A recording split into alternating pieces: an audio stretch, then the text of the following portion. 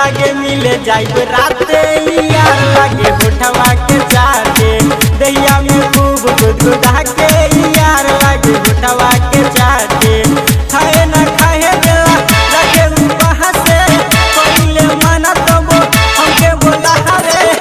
लागे मिले जाइब राते यार लागे होठवा के चाटे दैया में खूब गुदगुदा के यार लागे होठवा के चाटे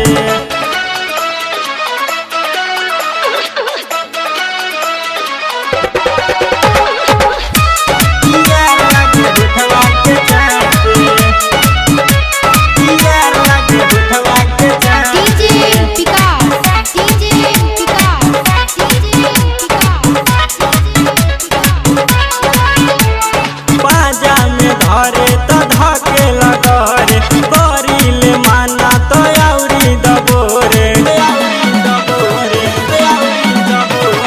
पाजा में धरे तो धके लगरे करिले माना तो आउरी दबोरे करेला प्यार हमके कोठी बिछा के होकेला जब किली गोली चिल्ला के गजता मन गजगजा के यार लागे होठवा के चाके दैया में खूब गुदगुदा के यार लागे होठवा के चाटे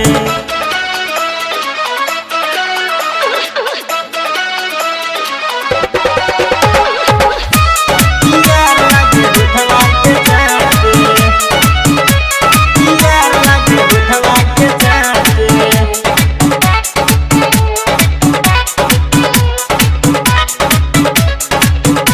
हो गई लेट अब जाई कैसे घरे थर थर कापे दैया पापा के डरे पापा के डरे पापा के डरे हो गई लेट अब जाई कैसे घरे थर थर कापे दैया पापा के डरे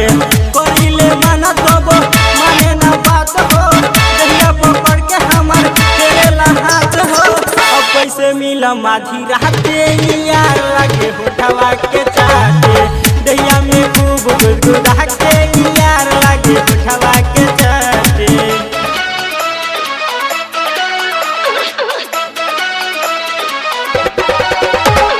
डीजे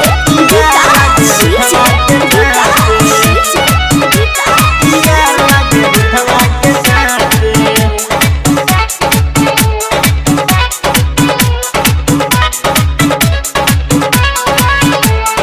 बुझे ना बतियाई राइटर श्याम हो कमी ना छोड़ले दीपेंद्र सारा काम हो दीपेंद्र सारा काम हो दीपेंद्र सारा काम हो बुझे ना बतियाई राइटर श्याम हो कमी ना छोड़ले दीपेंद्र सारा काम हो अहमद ना बुझता रे मोर कहानी कैसे सुनाई हम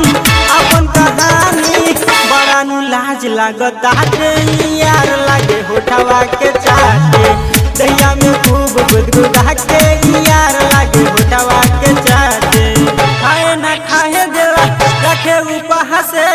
करिले मना तब हमके बोला हवे डर लागे मिले जाइब राते यार लागे होठवा के चाटे दैया में खूब गुदगुदा के यार लागे होठवा के चाटे खाए ना खाए देला रखे उपहा से करिले मना तब हमके बोला हवे डर लागे मिले जाइब राते यार लागे होठवा के चाटे दैया में